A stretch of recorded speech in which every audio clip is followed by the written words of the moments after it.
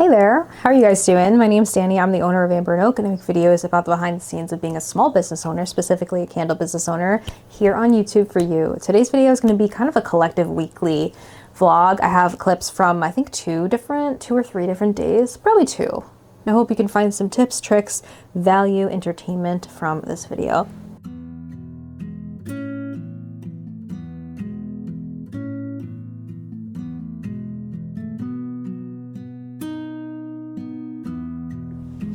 All right, so we're back in the greenhouse, and I am filling these raised beds up with more soil because they need to be topped off.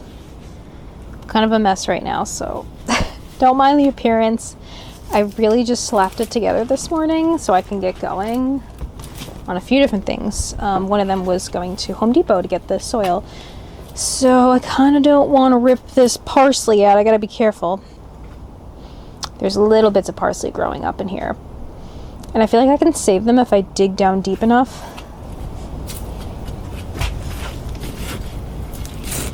Uh-oh. Wow, those roots are very strong. Let's see if it comes back if I just move it. I'll just take a big chunk of them. Probably can't see it from here, but there's some parsley in this. That's new growth. Eek! So the greenhouse has been quite warm the last 2 days. It's been almost like around 60 degrees here, which is awesome, but the greenhouse will get really hot midday if everything is closed. So I have all the windows except for this side. It's hard to reach, so I just have like one of them open on that side and the big door over here open just to get some airflow in. And I water very consistently.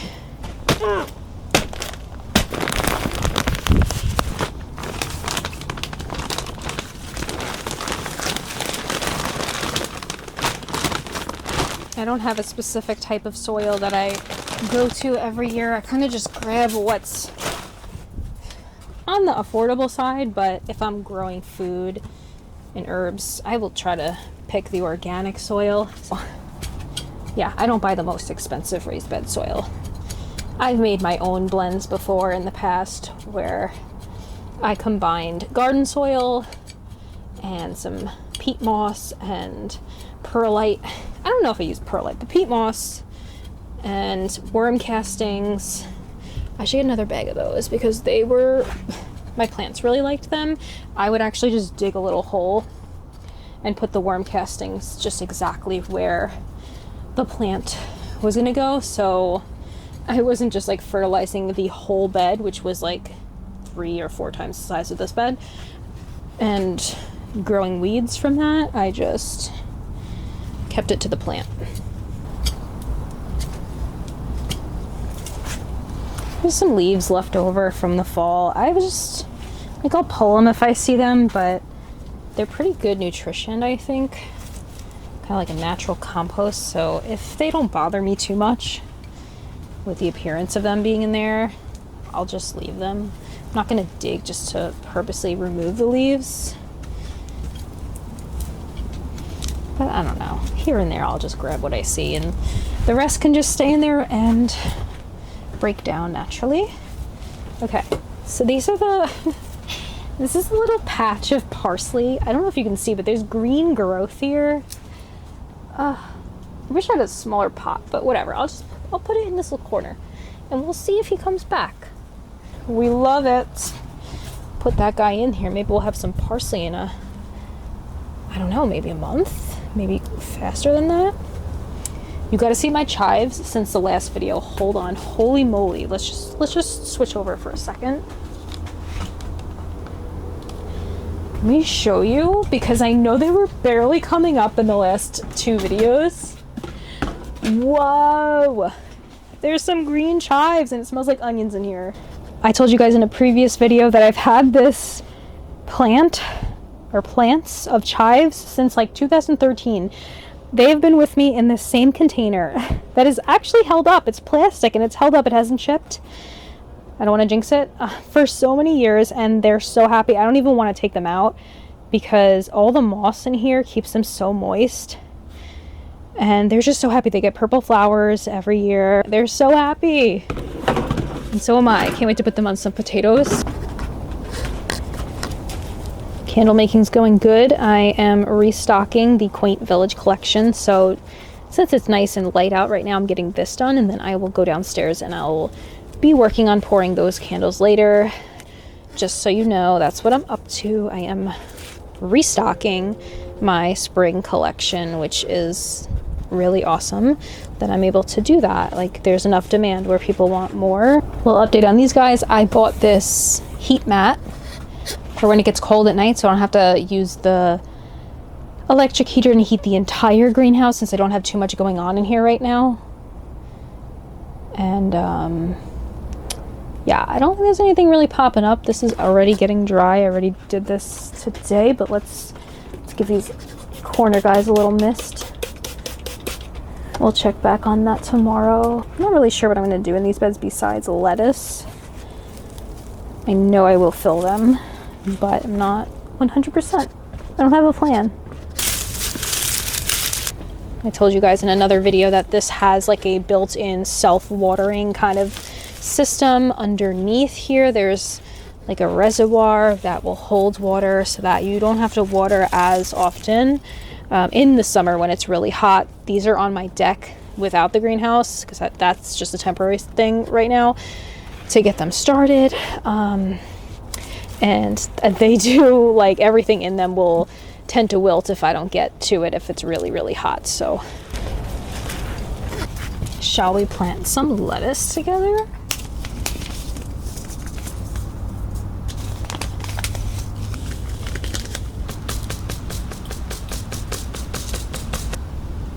I'm like barely covering it.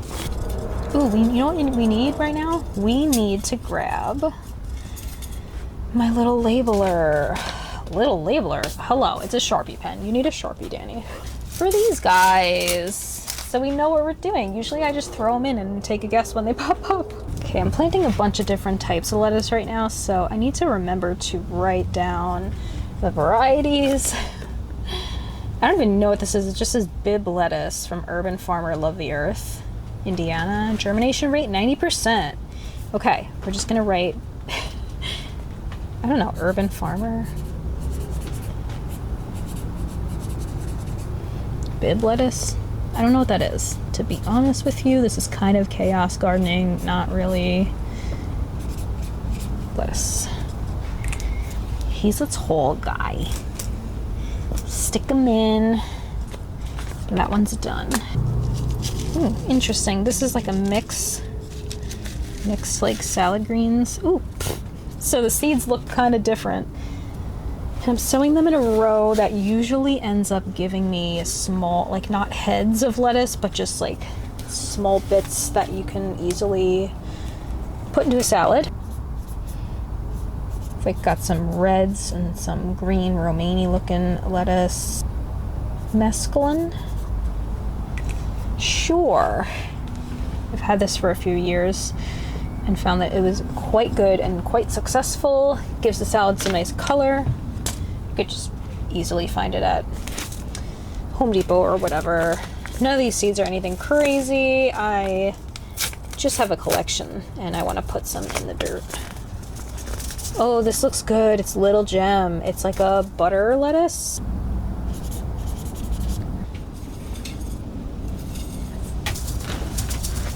YOLO.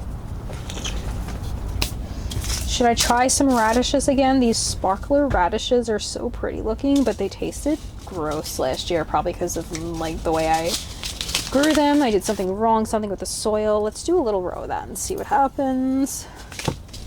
First, label the parsley, Danny. Hello. See, this is what happens. And then I forget what's there. This is exciting. I feel like it's coming together. And just so you know, guys, today's date is March 11th. I would normally, like, actually probably would start lettuce around this time. I did last year and nothing bad happened. Not all good things happened with the lettuce. All the cool weather crops. It's kind of what I'm sticking to anyway to be safe, even though they are protected from frost. All right, we'll just do one row and we'll see what happens. Leave some space for the broccoli if that sprouts up.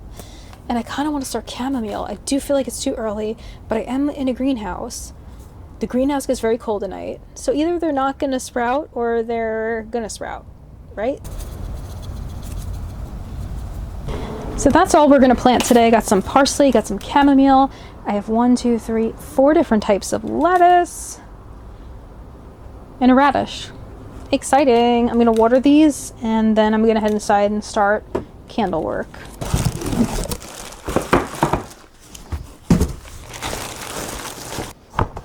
I got these like non-skid spice racks as like risers for my fragrance oils. Found them on Amazon. I'll leave the link in the description box below. They are helping me organize my oils, kind of like a spring cleaning. It's been so great. And I love that they're like more of like a rubber and easy to wipe clean instead of like wood surface that will like get ruined by fragrance oil dripping down. I try to wipe them all down with alcohol, like the bottles, but sometimes it just gets messy. If you know, you know. They sell them in a 3-pack on Amazon. I love. And then I also got an order in from Hedley and Bennett. They sell aprons for chefs, but they can also be really great for candle making as well. So I got a few different types, and if you've watched my Instagram videos, or actually some of my YouTube videos, you see me making candles, I always wear an apron. This is the Essential Waxed Montana apron.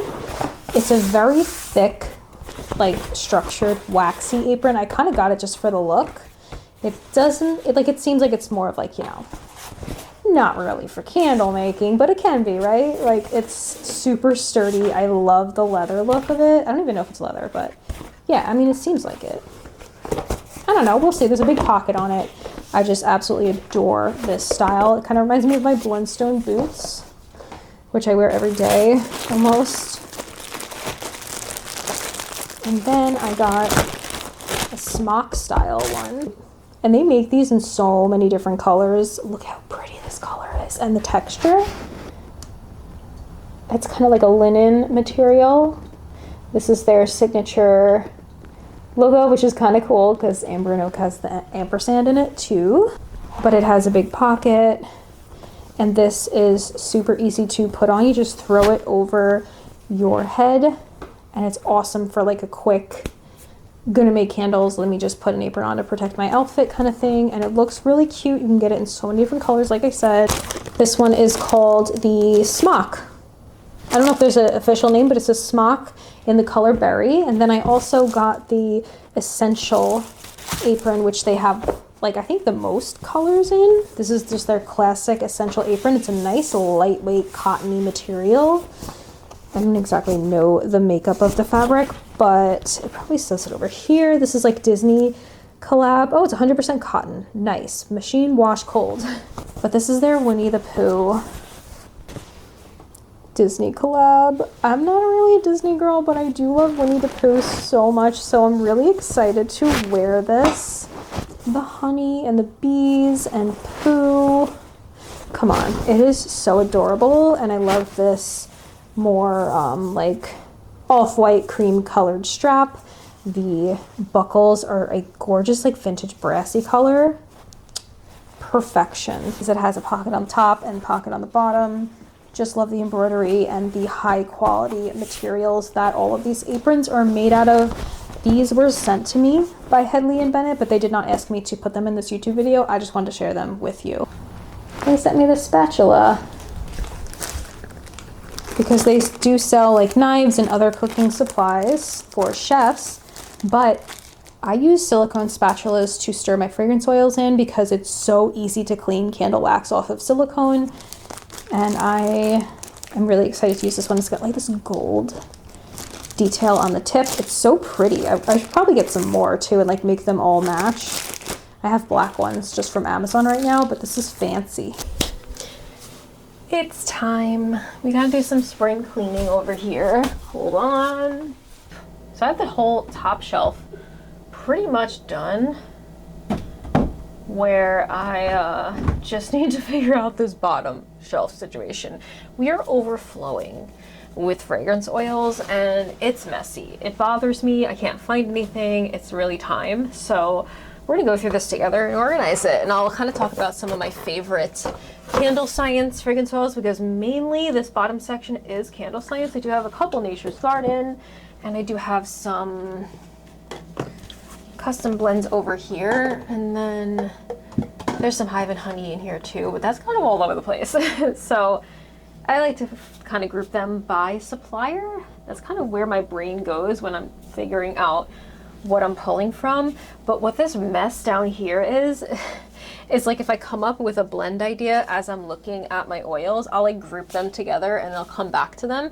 But I think I can just write that down on a piece of paper, and I don't have to group the oils just as I think of them and have them look like a mess. I can put them back and keep those ideas on a piece of paper. So I'm gonna get the paper to write them down on as I remove some of these, because some of them are even like fall blend ideas that I am coming up with right now. I don't know if, can you see this wire right here? Hopefully not. I've got my studio notes over here. I love this notebook. I always shop like the back to school sales in August, and I get just composition books for like 50 cents, even less sometimes. And I found this sticker that looks like it's meant to be on the cover of this book. Also a Quiet Botanist sticker. I love them. But it's a little froggy with a cowboy hat on and some overalls, and it says, "Y'all mind if I do some lollygagging?" Because that is absolutely me, my personality, and my ADHD. So yeah, but this is my studio notes. I take notes on different waxes I'm trying, different vessels, testing notes, burn notes, and that which is testing notes. Pricing, you know, kind of going through cost of goods, breaking things down, and blend ideas and like name ideas and all of that. So I'm going to just pull open a new page and write down some of these right now. I'll be right with ya. And all these oils really get just dusty under here. They drip down the sides. It's not the cleanest place, but it will be after this. So I'm just wiping the bottles down, making sure every top is nice and securely closed, because you don't want air to get into your bottles. This is Nature's Garden Sweet Teasing. I love this oil. It smells so like earthy, realistic tea to me, but also like clean at the same time. I love it. I've got some samples from Candle Science here. This one is Matcha Bergamot. I love that scent. I've actually never, no, I did use it. I did use it in a blend, and I never released it, but I made it and I tested it, and it was so good. I actually think I blended it with Tulip Fields from Candle Science. So this is Dark Amber Rosewood from Midwest. It's a little messy. I was testing with it, so I did get oil on the label, but it's very masculine, very earthy, and like a little resinous. If you haven't tried Dark Amber Rosewood, it's super strong in my opinion. I love it. This is Seldemer Candle Science. Love this one. Super salty, fresh. I've used it in some summer blends before. I may use it in another summer blend coming up. Oh gosh, it is just so elevated, and I love a good salty, beachy fragrance. Like ones that aren't soapy and like fake beachy, but ones that are just more realistic salty. All right, we're gonna just start pulling them to the side. So if I have doubles, I'm gonna group them together. This is a full 16-ounce bottle of Seldemer. I know I'm probably not saying that right. This is Egomaniacal Green from Hive and Honey. So good. I think this is like a 16, 17 oil. Gosh, I am in love. It's very grassy. Ozonic. Fantastic. This is Fresh Coffee from Candle Science. I'm using this in my Bookshop Cafe blend. It's a 3-oil blend. And Fresh Coffee is a very, very strong, like ground coffee bean scent. Some more Hive and Honey, Wild Mountain Honey oil. This is a very floral, realistic honey scent. One of the most realistic honey scents that I have found. Let's group those together. The Hive and Honey oils. Oh my gosh, there's like nothing left of this little 4-ounce bottle, but I'll keep it. I'm curious, what does your fragrance oil collection look like? Am I a hoarder? Is this like a lot of oils compared to what you have? Do you have more oils than this? Are you building up your stock? I tend to do a lot of seasonal blends and use at least 2 different fragrance oils, usually around 2. I usually top it off at like a 2 oil blend. There's only a few that I will go into venturing into 3 oils for a blend. So,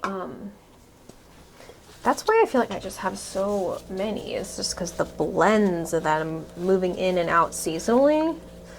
So a full bottle of blackcurrant and jasmine. This was just delicious. Gosh, if you haven't tried blackcurrant and jasmine, it's so pretty. So pretty, so juicy, and also like not too floral. I love the mix of fruity and floral together so that it's not like too cloying and overpowering. Blue spruce from Candle Science is a nice tree scent. I use this in a blend for one of my Christmas scents. And it's like very camphorous. Is that how you say it? It's like eucalyptus-y top notes is what you get a lot of out of the bottle. Woo! It is a strong one. I love real blue spruce trees too. Like I think they're so pretty in landscaping. We have a white tea fragrance oil from Candle Science. This is a full one. I was restocking on my last order. I love white tea because it's very like a clean scent. It smells a little citrusy, a little bergamot-y, kind of like a hotel scent to me. It's a good blender. It really is. And then I have a little 4 ounce of Baltic Dew. This one's really fresh. It's one of their new ones from their most recent drop. Oh, Black Violet and Saffron from Candle Science. This guy is one of my all-time favorites. Candle Science, I think, has become one of my favorite suppliers. Probably like the top one I buy most of my oils from. That and the Flaming Candle, as you can see here. But I love Candle Science. I feel like they're so helpful. They're so resourceful, like very connected with their like live videos on Instagram and YouTube, just helping makers learn how to use. There's so much information on their website, and I just love how clean their oils are. This is the Palo Santo Sandalwood. I have found that I am in love with this fragrance, but it is a lighter hot throw in my wax for sure. It's there, but it's lighter, so it's a blender for me. I don't use it on its own. It's just not strong enough. We have a lingering toasted pumpkin spice. I love this fragrance from Candle Science for the fall. A lot of full bottles. I will figure out what to do with them. I don't know. I feel like for the longest time I would pull my hair out trying to perfectly gauge exactly how much oil I was going to need, exactly how many labels I was going to order for a drop.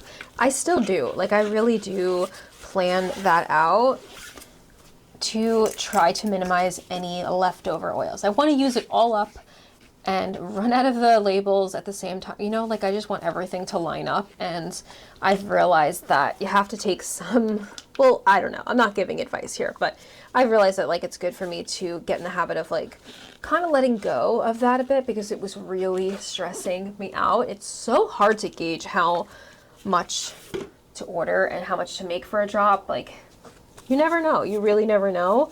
I feel like I've gotten to a good place with like kind of guessing, but it never feels great when you have a lot of oils left over. The only thing I would think like is like really helpful to know about having leftover oils is like you can always imagine up a new blend with the same oil and make a totally new fragrance. So that's usually what I will do. And I have a signature line, so I have like 8 scents that I am keeping in stock year round, and those are all blends. So I do need to have like these oils around in stock for like wholesale orders. I want to be able to fill the order quickly. So there's a lot of oils here, but a lot of them are in use. It's just that there's some like Christmas oils that I have some leftovers from, and if I keep them in a dark, cool place, like here in my basement studio, then they'll be good for next year, and I can always start making them in the summer, which I think is my goal maybe this year to, I mean, definitely start pouring fall earlier.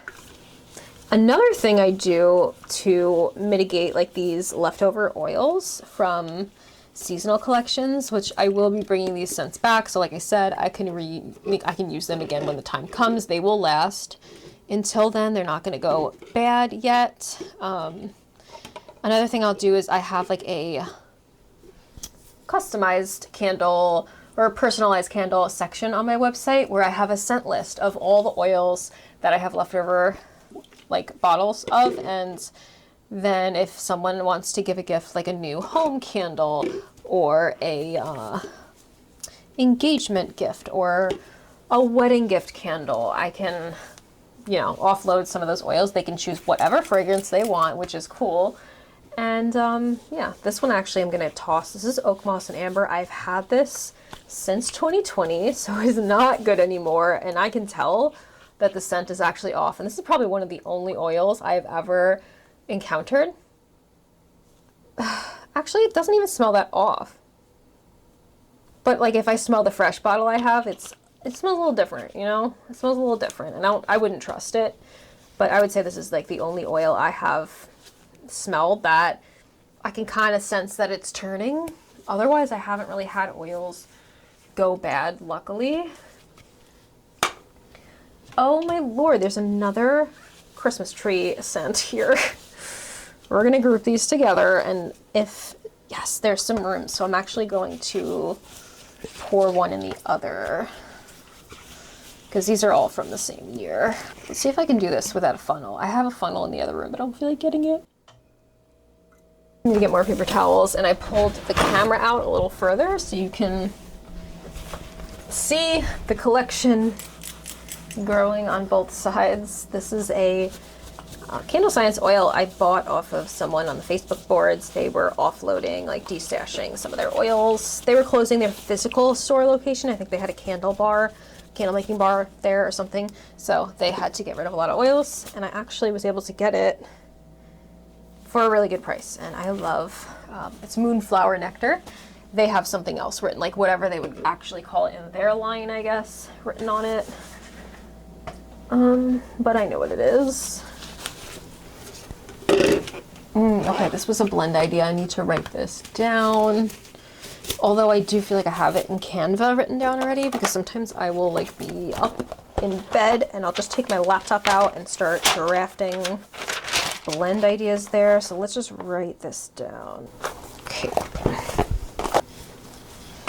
Got a bottle of white sage and lavender because one of my like private label clients uses this. You know, I use it for one of their blends. And it is so calming. I love this scent.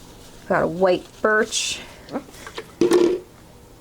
Amber Noir, I love this one. It's very like sensual to me though. Like I always think about using it as a blender for something else because it was in like one of my discontinued Valentine's Day scents. But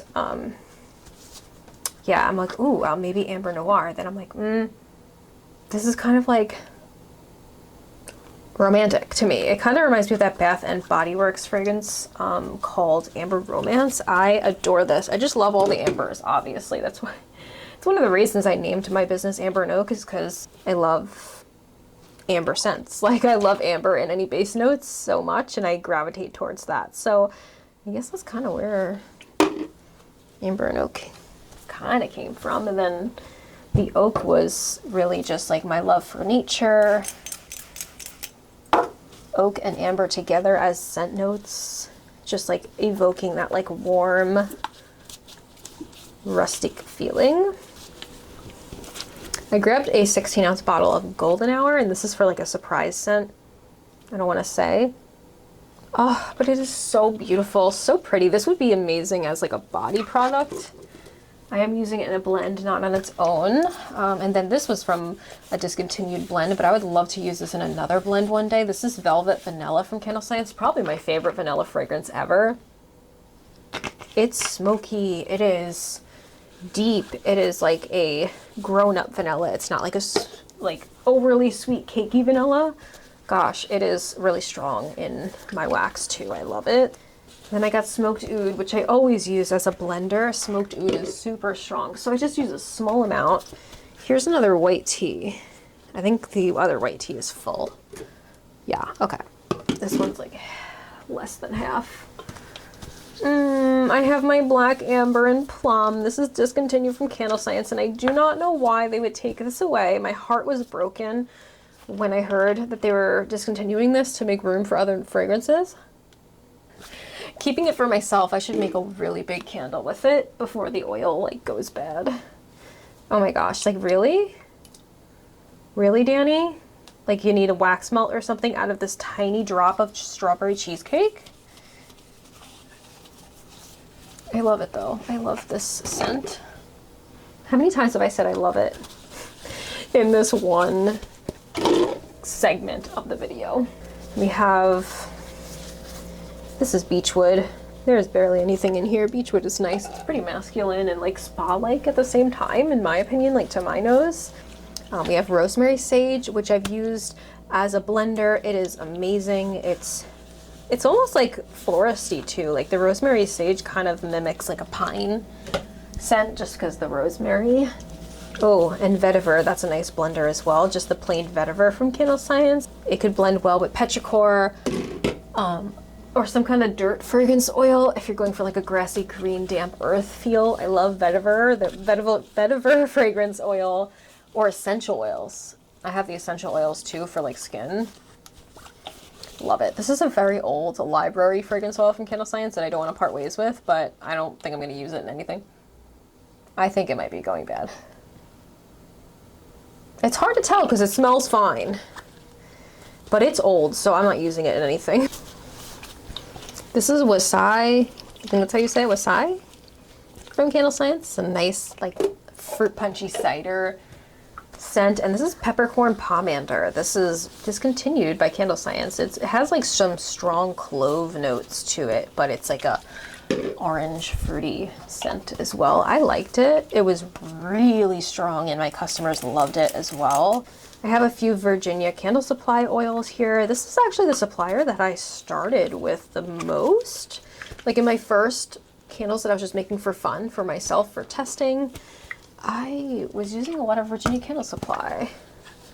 I do not shop a lot of their oils now, but they're good for some. They have actually petrichor, which to me smells almost identical to the Candle Science petrichor, and I think it might be a little bit less expensive. I am not certain on that, but I end up placing a lot of orders with Candle Science, so it's kind of just worth it to get any petrichor oil that I need from them because I'm already placing the order, so why pay shipping twice? But Virginia Candle Supply definitely has a really good petrichor. They have a really good, I'm out of it, but they have a dirt fragrance oil. That's an amazing blender. To me, it smells exactly like dirt. They also have a hayfield oil. So some specifics, some kind of like niche, quirky oils I will get from Virginia Candle Supply, and actually indigo fragrance, which I'm pretty much out of their stuff. I used it up already, but I have some 1 ounce sample sizes from indigo fragrance, and they're great. This petrichor is shot, like yucky. Can we pour you in here? You're a little yucky.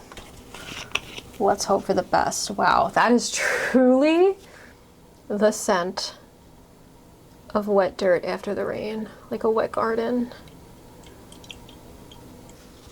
Ooh, we've got an apple cider donut from Virginia Candle Supply over here. He is, I guess he's a he. I don't know, I just decided it's a he. Like, why am I assuming the gender of the fragrance oil?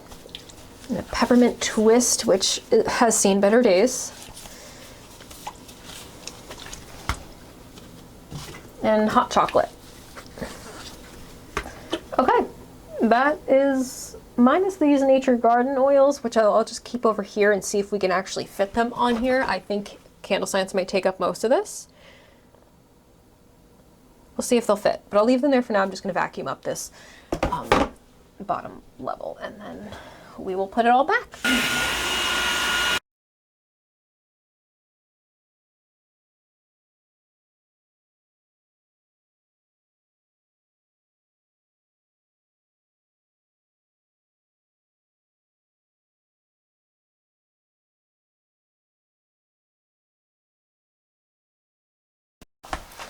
So take a look. I'm pretty full. I jammed my Nature's Garden in that corner. You can't really see it. I have some really low quantity oils that I keep just like if I want to come out with another blend with that, like I can just still smell it. Hoarder, I know. I have, you know, I jammed all the Virginia candle in this corner, but I still have the rest of this Virginia candle. So let me put that in the corner if it can fit. And we're gonna have to go to the bottom again over here, unfortunately. More riser would be perfect actually, but we'll see if they can sell them in a single instead of a 3-pack, because I don't need another 2 after that. Oh, I wish these would fit. I just have a couple Hive and Honeys I need a place for, a little home. I'll keep them right here for now. That's not terrible. Yeah, my goal was to get them all on the shelf, but as I go and make more candles, I'll be getting rid of some, especially the seasonal stuff for spring. I still have like those quaint village oils. Okay, we're good. I would say that's a pretty good success. I'll give you a little close-up. These are all the 1-ounce samples. And these are the risers.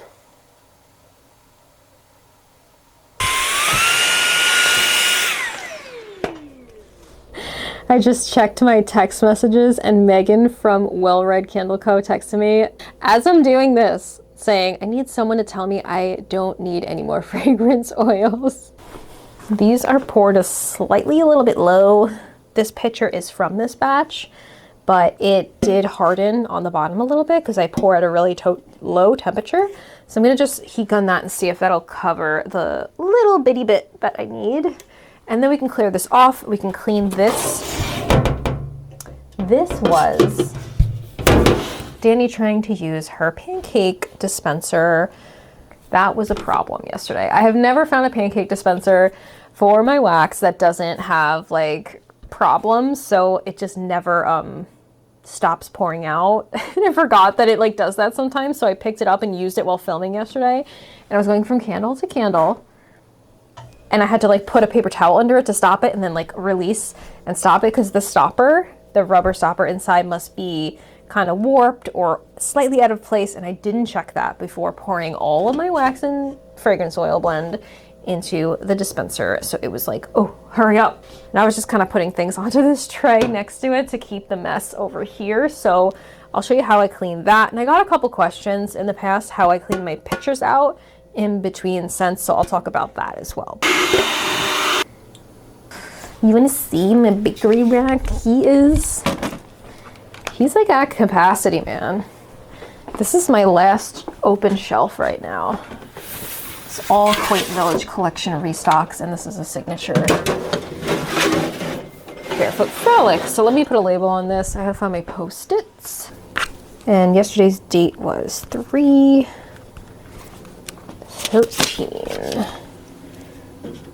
Where did I just put that? There you go, right here. This is Barefoot. The first thing I do if I just want to clean some wax off of a stainless steel surface, which all of my countertops back here are like a steel sheet that is glued on with some like crazy industrial glue. So I can just heat gun everything around here. And that's what I do first to melt the wax. That's just the easiest way for me instead of like scratching it or something. So then I'll take Goo Gone only on these surfaces. I will never use Goo Gone inside of a pitcher. I do not want to contaminate like my candles with this. So just for the steel surfaces that are like a work surface, that I'll use some Goo Gone. It has like a strong yucky smell. If you smell it, you know. And it leaves a bit of an oily residue. You're supposed to wipe it off, I think, with like a dry cloth, but I feel like no matter how much I wipe it off, I don't like trust that it's not gonna get all over my jars. So I'll make sure I get as much of it off as I can. And honestly, I don't think I've ever really read the directions. Oh, you're supposed to clean it with soap and water after. Wipe with a clean white cloth. All right. I just get it as clean as I can. I don't bring out soap and water. And then I will switch to a little bit of use a little bit of my alcohol spray, just a little mist, and that takes any residue of the Goo Gone off, and it feels pretty squeaky clean. That's just what I do. I don't know if that's like the best way. Then to clean my pitchers, all I'll do is I'll heat gun them, and if I'm pouring a bunch of the same fragrance, like I'm pouring a bunch of Barefoot Frolic candles, and I know I'm going to use it again tomorrow for more Barefoot Frolic candles, or a scent that's very similar, I will just wipe it out with paper towels and get as much wax out as I can. But if I'm switching scent families, I do use a heat gun. The little bit of wax that's left, I will dump into a wax melt tray, silicone mold, and then I'll use that for like a sample or something, but there's really not much in here. And even if there is a little residue after I do this, I have found in my experience personally, it has not contaminated any other blends. So if I'm doing a totally different scent family, and you can smell a little bit in the pitcher, but you don't really see wax in there, like a coating on the bottom of wax that's going to throw off your percentages, or you know, your weight of the wax and new fragrance oil that's going to go in there. It's fine, in my opinion.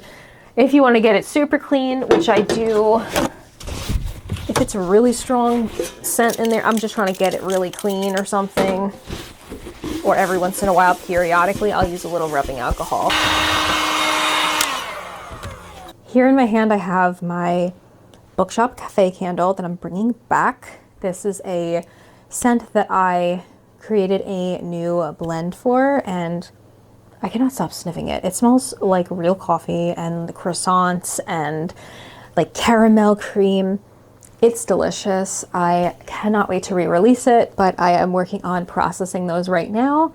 And yeah, I'm gonna just jump to some greenhouse footage for you to see how the gardening is going. It's quite early in the season right now. It's March.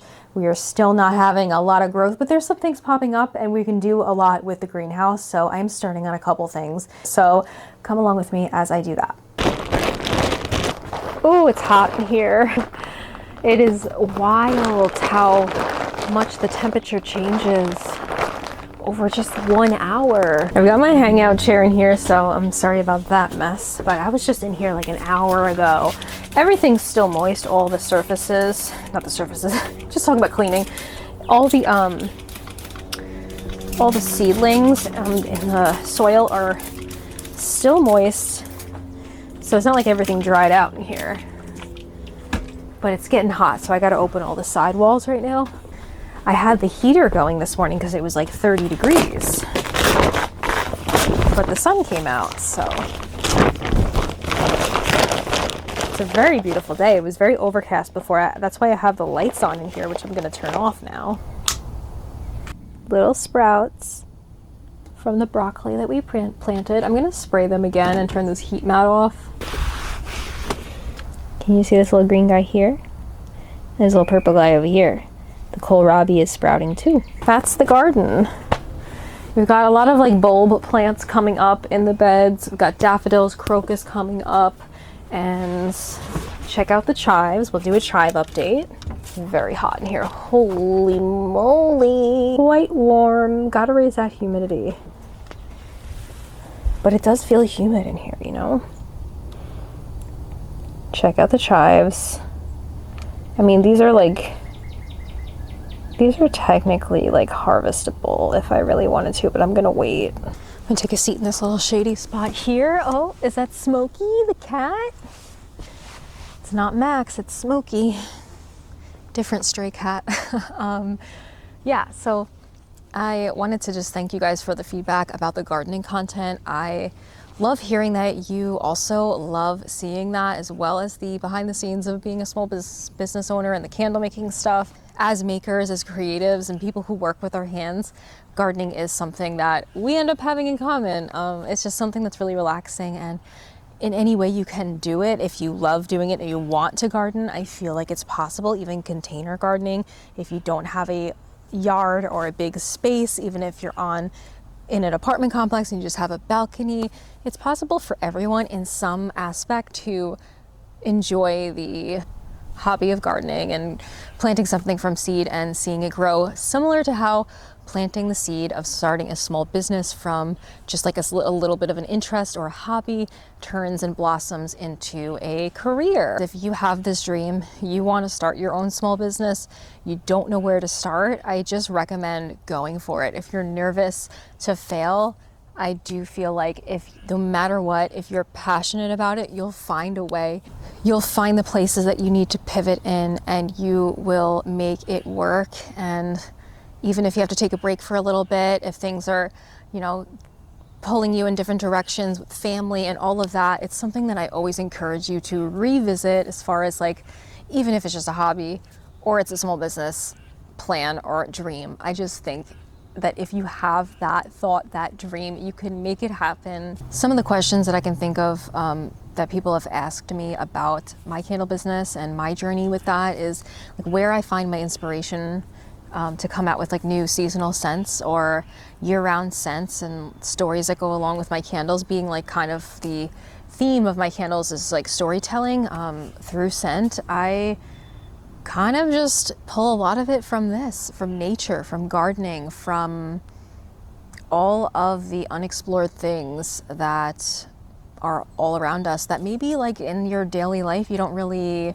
always pay a lot of attention to, but just the fact that you can walk outside and kind of zone into one area of your yard or a park or something and just find so many little pieces of nature, even if it's a tiny little flower. Some of those things end up really inspiring me to come up with my own fantasy stories in my head that I end up turning into a candle. Yeah, so sitting outside, watching the birds, listening to all the sounds that are around me near the woods really puts me in a more creative space. And if you're feeling like you're in a rut, I definitely feel like nature can be something you can tap into as far as inspiration goes for new scent blends and kind of following the seasons. If you're in a location or climate that has seasonal shifts like I do, it's even more inspirational, I feel personally. I'm so happy it's spring and the weather's getting nicer and you guys are here with me. I really feel like we are friends virtually. Through the camera, I am talking to a bunch of other kindred spirits. So I am so glad you're here. Thank you for joining me this week in a behind the scenes video of my life as a small business owner. I hope to see you in another video very, very soon.